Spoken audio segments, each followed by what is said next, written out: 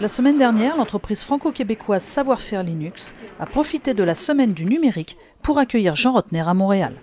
Le maire de Mulhouse vient régulièrement au Québec pour s'inspirer des bonnes pratiques de la province. J'ai visité des accélérateurs dans le numérique aujourd'hui qui ont un système tout à fait particulier et qui sont différents d'ailleurs les uns des autres. Le système français n'est pas forcément mûr aujourd'hui pour s'y adapter totalement, mais on transforme, on change, on vient sentir, on vient renifler finalement ce qui se passe au Québec et dans le nord de l'Amérique pour que nous puissions et que je puisse faire avancer ma ville, ma province, ma région plus vite, plus haut et plus rapidement.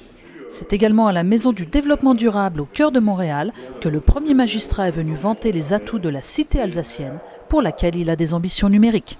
Mulhouse est une ville industrielle dans son passé historique et qu'aujourd'hui, je souhaite la faire renaître un petit peu de ses cendres autour du numérique et autour de la transition digitale de notre industrie. Mais l'homme politique du parti Les Républicains n'est jamais loin et s'interroge toujours sur le candidat à soutenir pour la primaire de la droite. Je dirais juste une chose, on a besoin aujourd'hui de l'énergie d'un Nicolas Sarkozy, des sondages d'Alain Juppé, du renouveau de Monsieur le maire et du fond peut-être et de la préparation d'un programme de François Fillon.